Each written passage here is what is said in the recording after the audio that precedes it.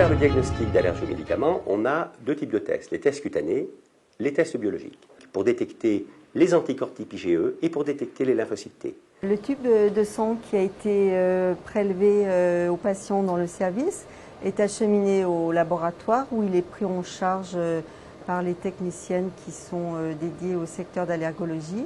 L'identité du patient est ainsi introduite dans notre système de laboratoire, d'informatique de laboratoire, et les tests demandés sont enregistrés manuellement sur le clavier.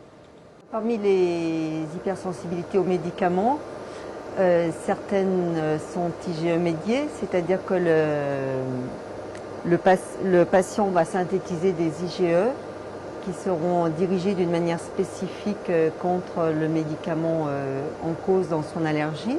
Les tests biologiques pour détecter les anticorps type IgE, eh bien c'est les tests classiques qu'on appelle RAST ou les ELISA qui vont détecter les anticorps spécifiques, mais c'est vrai qu'il y a relativement peu de médicaments qui sont disponibles en diagnostic biologique de routine. Les tests actuels, ce sont des tests qui utilisent la cytométrie de flux, on appelle ça le FACS, et ils sont basés sur le fait que les IgE sont fixés à la surface des basophiles circulants.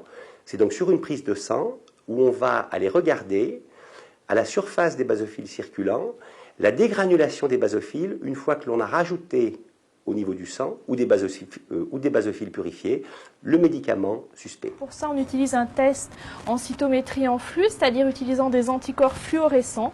Donc on a le sang du patient qui arrive dans un tube prélevé ici sur EDTA.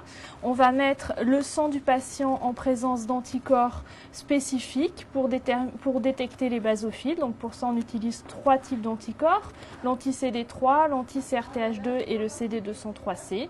On le met en présence des cellules du sang avec le médicament et on va suivre, grâce à ce test, l'activation des cellules.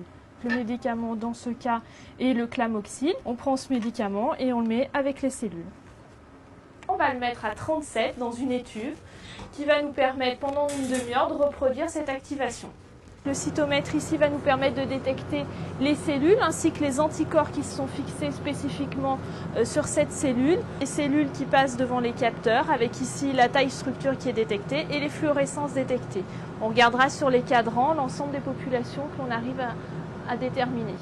Chaque cellule qui passe dans le cytomètre est détectée ici comme un point noir. Donc chaque point noir représente une cellule qui passe devant le laser. Nous allons ensuite, grâce aux anticorps utilisés, détecter les différentes sous-populations en fonction des fluorescences qu'elles expriment. Et au-dessus de la barre ici, vous avez les cellules qui sont activées. Si le patient est allergique aux médicaments, on voit des cellules apparaître sur le cadran ici. D'autres tests visent à caractériser l'existence de lymphocytes T spécifiques et ces tests-là se font aussi à partir d'une prise de sang. On récupère les leucocytes du sang circulant, on va rajouter le médicament et on va regarder les paramètres d'activation des lymphocytes T. C'est ce qu'on appelle des tests de prolifération lymphocytaire et les tests les plus récents sont des tests qu'on appelle ELISpot qui sont capables de détecter le nombre de lymphocytes T spécifique d'une molécule, par exemple une pénicilline, est capable de produire une cytokine comme l'interféron gamma. C'est le test que nous développons actuellement avec les biologistes ici à Lyon Sud, que nous appelons ELISpot interféron gamma.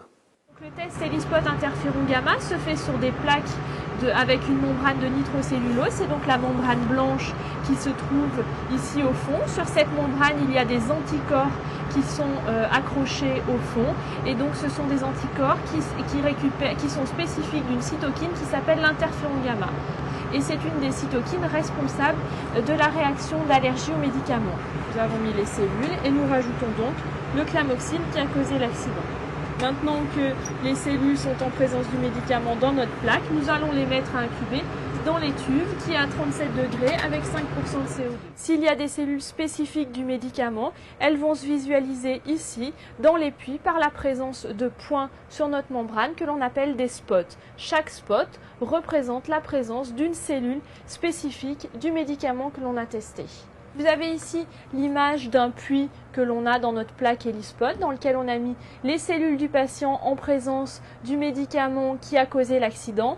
Et on voit que l'on a un certain nombre de spots. Chaque point noir, chaque spot ici, entouré de rouge, représente une cellule spécifique du médicament qui s'est activée en présence du clamoxyle. Donc chez ce patient, on voit bien que lorsque l'on met les cellules du patient en présence du médicament, elles s'activent, elles sécrètent l'interféron gamma. Ce patient a des cellules spécifiques pour le médicament, donc il a bien une allergie au clamoxyle.